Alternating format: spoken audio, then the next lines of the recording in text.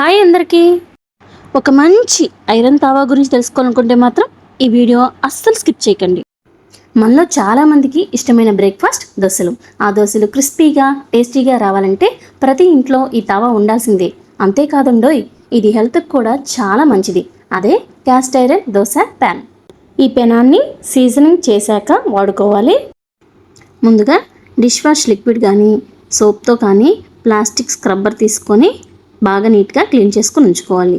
తర్వాత కొద్దిగా ఆయిల్ తీసుకొని దానిపైన సాల్ట్ వేసి ఈవెన్గా స్క్రబ్ చేసి 1 అవర్ పాటు వదిలేయాలి. తర్వాత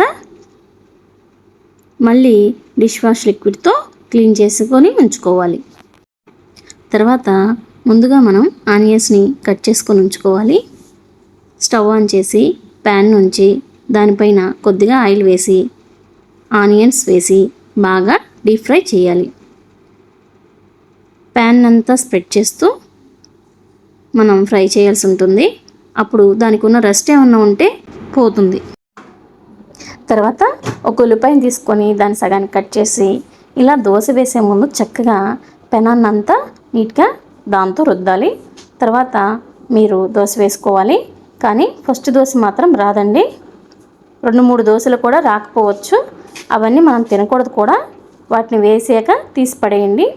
తర్వాత కొద్దిగా ఆయిల్ వేసి మళ్ళీ ఇలా ఉల్లిపాయతో స్ప్రెడ్ చేశాక దోశ వేయండి. దోశ చక్కగా బాగా వస్తుంది, టేస్టీగా కూడా ఉంటుంది. మనం ఫెర్మెంటేషన్ చేసిన పిండి కూడా ఫెర్మెంటేషన్ చేసినట్టుగా పుల్లగా చక్కగా ఉంటుంది. అదే మీరు నాన్ స్టిక్ ప్యాన్ మీద వేస్తే మాత్రం ఆ రుచి మీకు రాదు. క్యాస్ట్ ఐరన్ తావా మీద వేసిన దోశ మాత్రమే మనకి ఫెర్మెంటేషన్ పిండిలాగా అనిపిస్తుంది. ఈ ప్రోడక్ట్ నేను చాలా రీసెర్చ్ చేసి తీసుకున్నానండి. ఎందుకంటే క్యాస్ట్ ఐరన్ తావాలన్నీ కూడా బరువుగాను హ్యాండిల్ లెస్వి ఉంటాయి. నాకు హ్యాండిల్ కావాలని చెప్పి సైజ్ చిన్నదని చెప్పి తీసుకున్నాను. చాలా బాగుంది. ఇది నేను 2-3 సార్లు వాడాకే మీకు రివ్యూ ఇస్తున్నాను. దీని ప్రోడక్ట్ లింక్ డిస్క్రిప్షన్లో ఇస్తాను, చూడండి. హ్యాండిల్ ఉంది, కొంచెం హీట్ ఎక్కుతుంది, చూసి వాడుకోవాలి అంతే. కానీ కాస్ట్కి తగ్గట్టు వర్త్ అనిపించింది, చాలా బాగుంది.